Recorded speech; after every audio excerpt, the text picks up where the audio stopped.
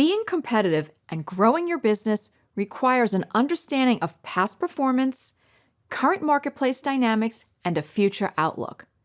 This includes your company's brand and its interaction with competitors and customers.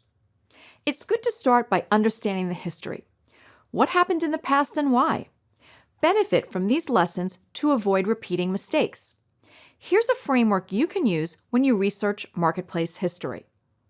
In the top row, fill in your brand and competitors. The number of competitors you see here is just to illustrate.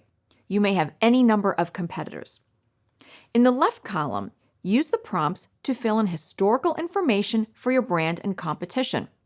Here are just a couple of examples: market share, business size, and media spend. Once you complete your historical research, you're ready to assess current trends.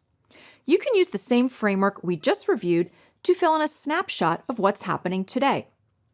I've included an exercise file with this framework and additional examples of what you can include in the left column. You can use the left column as is or customize to better suit your needs. To develop a future outlook to identify opportunities, evaluate strengths, weaknesses, and threats. These can include anything specific to your brand, customers, and competition.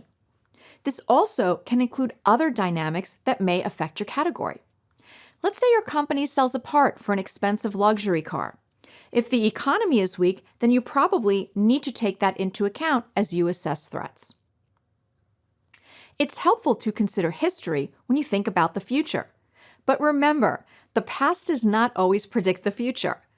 Predictions work best over short time intervals, when past circumstances are essentially the same as what you anticipate, and when customers are consistent in their attitudes and behaviors.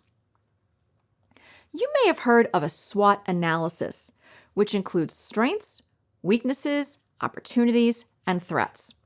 I put a twist on this to make it more actionable. A traditional SWOT typically is used as an ideation tool and has these 4 quadrants. People ideate a bunch of items to include in each quadrant. The problem with this typical approach is that it often leaves marketers with many lists, unprioritized, and they just don't know where to start. This can cause frustration and inaction. So here's what I recommend. Think of one strength and then one corresponding weakness and threat with that strength.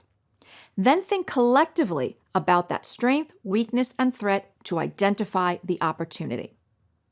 Sometimes it helps to think of strengths and weaknesses from an internal company perspective and threats from an external perspective.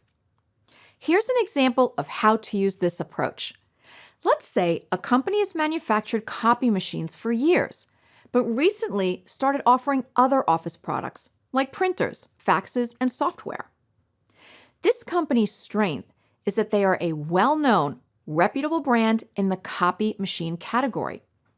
Their weakness is that most customers only think of this brand for copy machines. The threat is other brands entering the copy machine category who also offer many of the other products that this company offers, like printers, faxes, and software.